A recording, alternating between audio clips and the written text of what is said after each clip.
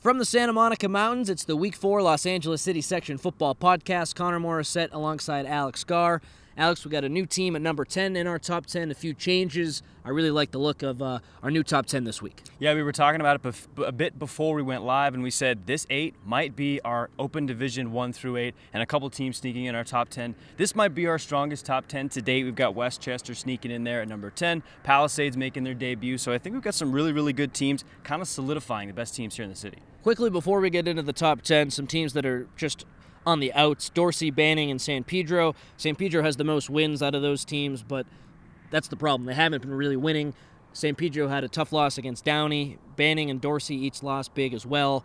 These teams got to start racking up some wins to have any chance of making the open division. Is it even too late for them, would you say? I think it might be for San Pedro and for Banning because of that tough Marine League schedule. A lot of these teams that are on the outs, they're going to have the benefit of an easy league schedule to kind of pick up those wins. It's going to be the opposite here for Banning and San Pedro. They're in the Marine League, so they're going to get Carson and then, of course, Narbonne. So it's really going to be tough for them to pick up some wins. Dorsey, on the other hand, they get Lincoln from San Diego this week. That might be another loss. But once we start getting into Coliseum League play, look for Dorsey to pick up some wins. They might sneak in, but I think Banning and San Pedro, it's going to be tough for them. And those were 3 teams who were in our preseason top 10 and just haven't really met expectations so far this season, so they're out of the top 10 right now. At 10, you mentioned Alex, Westchester. They're 4-0. They killed LaSalle 48-7 last week. Jillian Carter, their quarterback, has been great. Awesome. He was 20-27 for 279 yards, 4 touchdowns, ran for 2 more. And just want to highlight the guys who caught the touchdowns: Timothy Henry, Jules Brown, Kennedy Jones, Tyler Dumas. They're at View Park next. They're not going to lose anytime soon. No, they're 4-0, as you mentioned. They get the View Park next. This is a really good run here for the Comets. You talked a lot about Jillian Carter. I gave him my game ball last week. He's 3rd in the city in passing yards behind Alfred Bobadilla over there at Franklin. And then Nathan Corrales at Eagle Rock, who I know you're going to talk about a little bit later. But this is a legit offense. I talked about the running game being pretty strong. They got Trey Samuel and some other guys over there that are really kind of moving the football. But, man, when you got a guy that can just fling it all down the field, this is going to be a really good team. Watch out come Western League play. They could sneak up on a Palisades. They could even knock off a Venice. So Westchester, that's definitely a team to watch. I thought with the loss of Esteban Bozeman, that offense would struggle, but that has not been the case at all. At 9, Reseda, another team that's 4-0. They beat Huntington Park 41-0. Dronell Rhodes continued to play really well. The sophomore quarterback, he had 4 touchdowns. Derek Boyd added a score in this game. Mario Martinez caught 3 of the touchdown passes from Rhodes. Next game is a tricky one. They're at Canoga Park, who is 4-0. But I think we both see Reseda taking that game.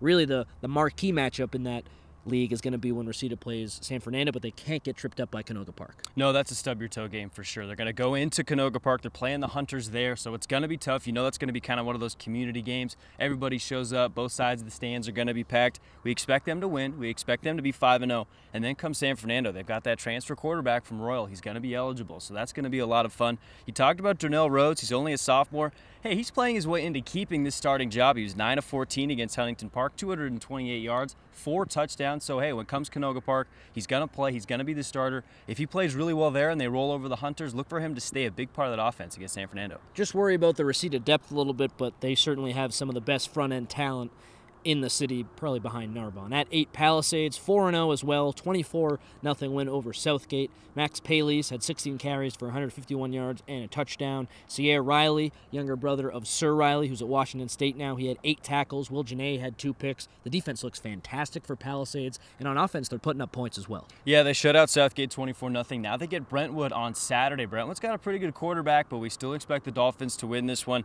They were out of our top 10. We kind of were waiting for them to kind of make that move, prove that they're still a Palisades. They were a pretty good team last year. We're still expecting them to kind of push for that Western League title. Of course, they've got Venice, and that's going to be tough. But with a defense like this, if they're being ball hawks and they're forcing the offensive line back, they're getting in the pocket, putting pressure on a quarterback, that's going to be really tough for Venice and Diamant to deal with. So watch out for Pally. And when Pally eventually does play Venice, what is Venice known for? Their offense. They can put up points. Palisades has made a statement defensively.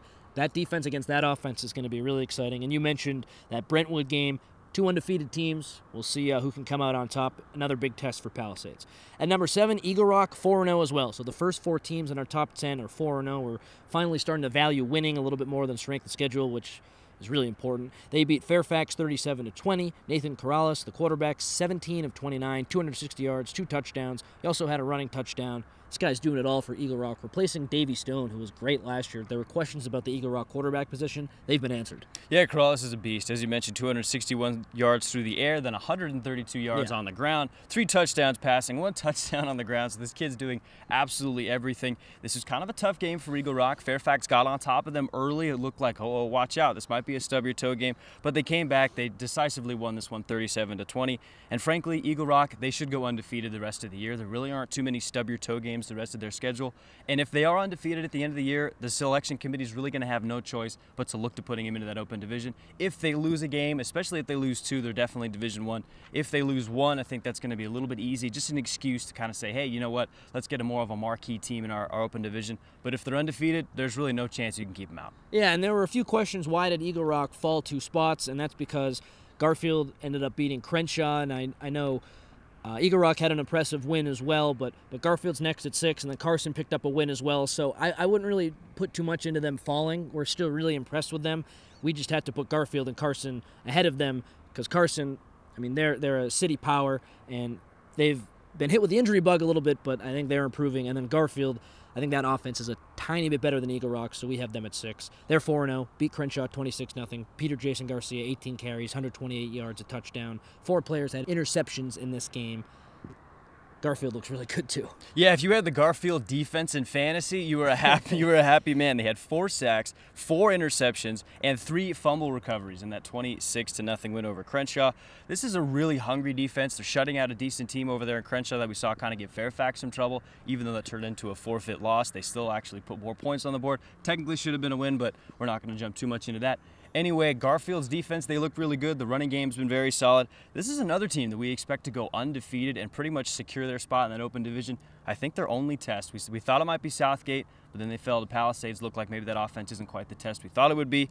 I think their only choice, or their only test rather, is 10-26 against Roosevelt. Battle for East LA. I know Roosevelt, they lost to Franklin. They're not quite the type of team that you think might topple a Garfield, but it's still going to be a rivalry game. The stands are going to be packed. Anything can happen. Those kind of games, all sorts of weird things happen. It's not always just about talent, but Garfield for now, man, they're going to be an open if everything holds, and they're a really good team. At 5, Carson, I talked about them a bit earlier, so they finally pick up their first win. Come from behind victory against Farrington in Las Vegas. Doesn't get much better than that. You play a team from Hawaii in Vegas, you come from behind, and you beat them. Quarterback Yui Ale, he had the best performance of any quarterback this week in the city section. 17 of 23, 223 yards, 3 touchdowns, a 143.7 quarterback rating. I'm not really the stat guy, but that rating stuck out to me, so I wanted to include it. And then Damani Sanchez caught 2 of those touchdowns. Remember, Carson had only scored 9 points before this win. It was 24-20 against Farrington. So the offense finally comes out. The bad news for Carson, they play Los Alamitos next, who beat Long Beach Poly. That'll be a tough game for them. They'll probably be 1-4, but good for them for getting a win. Yeah, and if you couldn't have had Garfield, if the guy before you drafted Garfield's defensive fantasy, having Carson wouldn't have been too bad either. They had 4 sacks, had a pick, 2 fumble recoveries. And then Yuio Ale, he's a sophomore kid. I mean, this was a big test for him. We're talking about losing Cross Filetoy, their starting quarterback. Sophomore's got to step in. How about that answer? That's huge. I mean, you got that whole bus ride into Vegas to think about it, to kind of hype yourself up. Then he kind of gets on the field and really puts on a show. Farrington was a good team from Hawaii. Not the best team they faced, but a win is a win. To get the first one on the books, that's always huge. Now Los Al coming up next. Boy, that's going to be tough. We talked about them beating Long Beach Poly. They're on fire right now. It's going to be really tough to take them down. Probably going to start the season 1-4, but once Marine League gets started, I think they're going to finish 2 in that league, and I wouldn't be surprised at all. You never know. Narbonne probably going to be that #1 team. They're probably going to go undefeated when Marine League starts, but you never know. Crazy things can happen. Yeah, and Carson coach Arnold Ale, his son, of course, Yui, is the quarterback, and he texted me, he said, I was a proud coach and a proud dad after that game. Good for him. At number 4, Venice, they were off last week. They're 2-1. Another tough game for them. They play at Newbury Park next, and here in my sheet, I just have yikes. Newbury Park is a loaded offense, and we saw what Venice did against St. Paul in that first game, which isn't much. So you just hope that Venice has improved since then. It looks like they have, picking up wins over Harvard Westlake and Arleta, but Newbury Park is a different animal. That's going to be a really tough game. Yeah, and the Gondoliers, they might have the toughest schedule left, the toughest remaining schedule in the entire city section. They've got Newbury Park. That's a good point. And then they've got Paramount on the 21st. Yeah. Paramount's a really, really good team. And then you got Western League. We've talked about some of these Western League teams. They're not pushovers. You have Pali, then you got Fairfax, and you're probably going to beat Fairfax, but like we say, you never know. Things kind of get clicking. And then you got Westchester, the final game of the season, October 26th. If that offense is really going going, you get into a shootout, all kinds of things can happen. So these are some really important games here for Venice. If they want to make sure, maybe they don't win these games, but get that offense in tune, get ready for some Western League play, because Newbury Park, they got a really good quarterback over there. He's going to really give you a test, and then Paramount, they might beat you as well. So it's important to get all things going as you head into Western League play. To that schedule point, I think the only team that could be in the discussion for toughest remaining schedule would be Narbonne, just because they play Serra and then Lawndale and then the Marine League, which is probably the toughest league in the city. But Venice is right there with those non-league games, and I think the Western League is easily the second toughest league. So I agree with that point. That is a good point that I didn't even think about. So at number 3, Birmingham. They drop from 2 to 3 this week. They're 2-1. They lost against St. Paul 31-7. But we had a little text exchange on Friday night, and that game, it was closer than it appeared. I know Birmingham had some success throwing the ball, but red zone turnovers cost them. Jason Artiga threw a couple picks. I think the fact that they were moving the ball against a really good St. Paul team, a Division III team in the Southern Section, or a Division V team, in the Southern Section, that is very promising. And yeah, the score wasn't exactly where you want it to be, but they fall because they lost, but I don't think the loss was that bad, and San Fernando picked up a big win, so I think that's kind of why there's that switch. But why were you such a big proponent for San Fernando 2, Birmingham 3? Well, we talked a lot about St. Paul. We were talking about them last week. They shut out Venice. They look like a really good team up there, the San Gabriel Valley. Birmingham had a chance to really punch them in the mouth in this game. And, of course, you mentioned those red zone turnovers. That's really going to kind of slow that momentum, and St. Paul ended up beating them by a couple of touchdowns. The reason that they have Birmingham 3 and San Fernando 2 is just right now what team is playing better. I mean, we're going to get a lot of flack from some Birmingham fans if they were 3 and San Fernando's 2. Same with the other way. If San Fernando were 3 and Birmingham were 2, they'd say, well, wait a minute. San Fernando just went out and really kind of took it to a good Dorsey team, so what about that? So at 2, San Fernando, they're 2-1. They beat Dorsey 34-20 a game you were at. Nehemiah Thompson went off in that game. Yeah, he really should be on the short list for the City Player of the Year. Agree. I really think this kid's going to be one of the best players in the city. And as we get towards the end of the year, I mean, stats are going to kind of come to the forefront. But if you watch this kid play, he's kind of a man amongst boys. You're really impressed by this downhill speed. This kid is strong as heck, so he's going to be on that short list for City Player of the Year. And his stat line against Dorsey, 16 carries, 131 yards, 3 touchdowns, and then 11 tackles, including 6 tackles for loss. So this kid's a beast on both sides of the ball. Kyle Bryant chipped in 90 yards on 13 carries. They had 6 team sacks. Brian Sosa chipped in a couple of sacks, and I think they're going to go 6-0 in league. There just aren't too many tests. Resita's pretty much the only one a week from today, or a week from Friday, so they should pretty much go undefeated. And then, like you mentioned, 1, 2, or 3, they're going to be sitting right there and open divisions waiting for them. This week, San Fernando hosts Notre Dame Sherman Oaks. That's going to be very tough. It is going to be very tough, but I saw Notre Dame Sherman Oaks destroy Paraclete, so they played really well. But these two teams are pretty similar. Quarterbacks who are more run first, and I don't want to disrespect Cooper Meek. Notre Dame Sherman Oaks is QB, but both teams are more run first. They really pride themselves on having really good defenses, so it's two similar styles that are going to be playing up in San Fernando on Friday. I still like Notre Dame Sherman Oaks. I think just overall they have a bit more talent. But I'm excited to see how that one plays out because it's two teams who really do a lot of the same things. And if you're going to try to beat San Fernando at their own game, it's going to be hard. Yeah, and this is the trouble that San Fernando might have. They've got to score early because if a team like Notre Dame kind of gets on a roll, San Fernando's offense isn't really built to score quickly. They churn out a lot of yards. They move the ball down the field slowly. They're not really an air-it-out type offense that can score in a blink of an eye an 80-yard touchdown pass. So if Notre Dame gets on a roll, this might be a tough game for San Fernando to bounce back, but if they get moving quickly, if they put 7 on the board before Notre Dame does, stop them on their first possession, and then score again, oh boy, hit that panic button for Notre Dame because that could be a huge upset. But as we mentioned, just a couple of really good rushing attacks, some really good defenses. It's going to be exciting. I don't envision this turning into an Alemany-type game where probably not. San Fernando just got rolled. I think it's going to be closer, but I still have Notre Dame in this one. Just think overall they're a little bit better.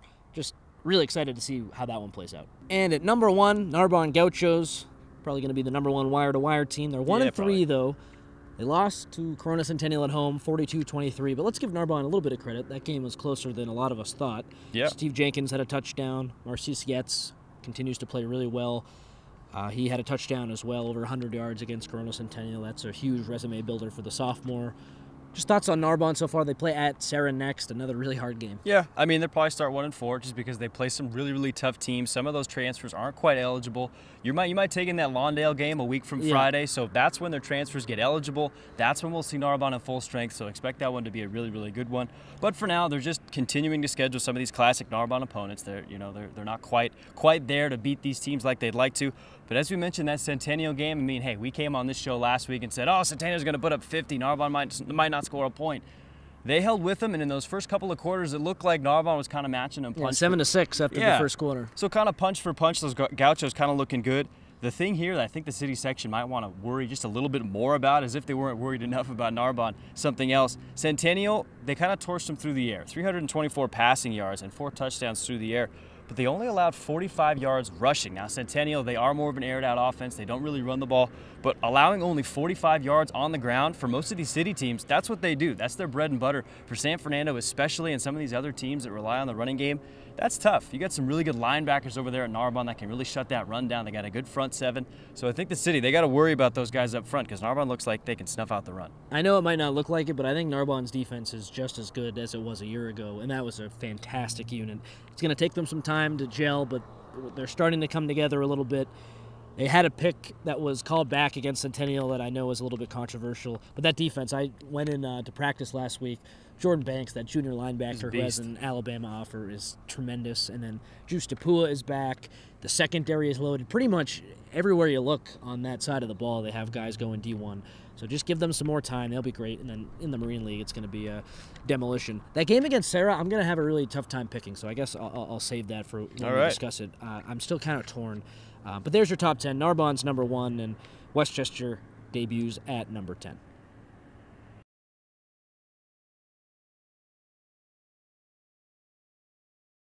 Let's move on now to our game ball segment where we highlight some of the top players from the past week in the LA City section. Alex, I have 2, so why don't I start and then you go with your 1 and then bounce back to me. Yeah, it's the week of the quarterbacks. All right. And we've already talked about one, or both, I should say, so why don't I just start with Nathan Corrales from Eagle Rock. Already went over his stat line.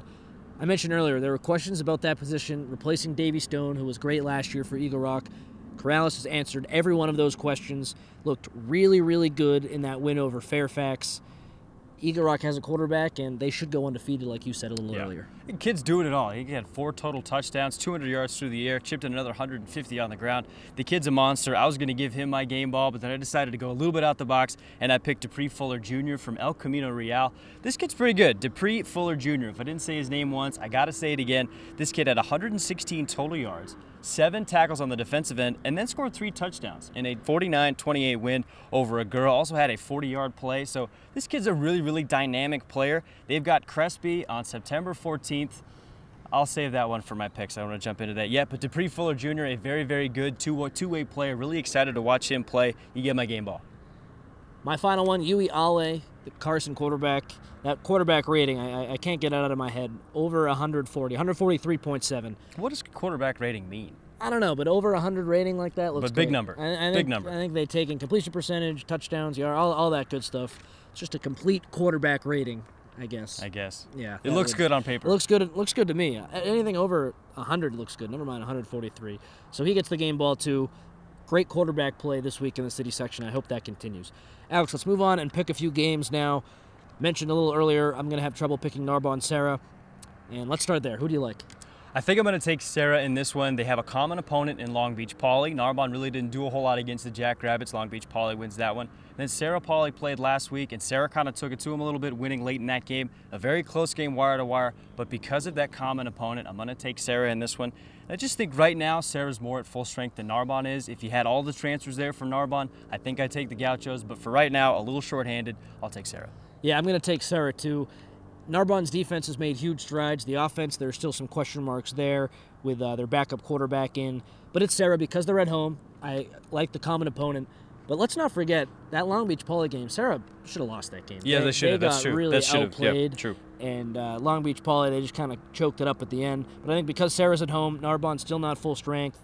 And Sarah's offense with Doug Brumfield is a fantastic quarterback, so I'm just going to give Sarah the edge. I think it's going to be a really close game, though. I wouldn't be surprised if it was like 28-27, something along those lines. We kind of tipped this pick a little earlier. Notre Dame Sherman Oaks against San Fernando. Maybe a score instead of who you think's going to win, because I think we both have Notre Dame.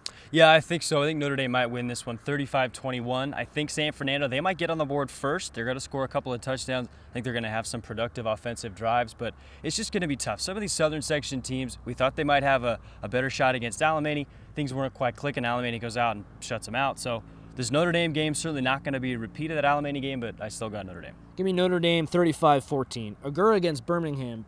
El Camino Real beat Agoura last week.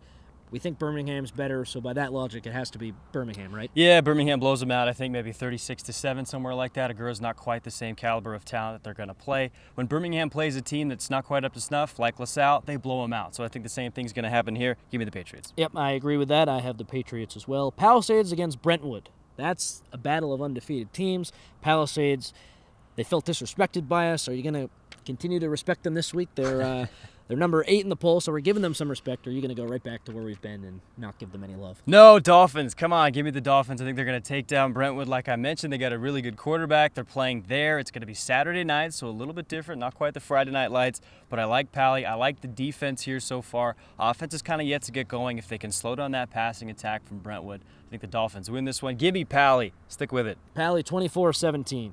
Reseda at Canoga. Battle of undefeateds again, and that's a league game, so might be some little extra chippiness, a bit of a rivalry matchup. I know the real game for Reseda is San Fernando, so maybe they're overlooking Canoga Park a little bit. Thoughts there? If Reseda loses this game, I think the season, the Open Division hopes, they're kind of dashed. Oh, of course. They're dashed at that point. So this is a huge game. I don't think there's a chance they're overlooking this one. I like the Regents in this one. Canoga Park, they haven't really played a lot of tough opponents. Yes, they're 4-0, but I think Reseda wins this one. I have Reseda 42-10. Alex, I know you want to pick Crespi, El Camino Real.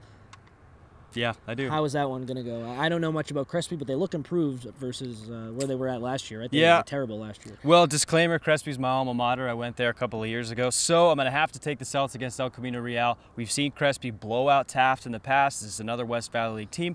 Elk was much better than Taft, but still I like Crespi in this one. Don't let me down, Celts. I believe in you. I'll take Crespi too. I think they're better than they were last year. All right. Any other games you want to touch on, or is that kind of the complete slate? Well, we've also got Dorsey at Lincoln. That's San Diego, Lincoln, and Lincoln kind of beat them up last year. I think Lincoln's going to win this one. And then Crenshaw, Lawndale. And Crenshaw's just kind of down a little bit. Lawndale, they got a really good running back in Jordan Wilmore. So I'm taking Lawndale on this one. And boy, just up and down Friday night. It's going to be a really, really fun day. Yep, I agree with both of those picks there. So that's the Week 4 LA City Football Podcast. For Alex Scar, I'm Connor Morissette. We will see you next time.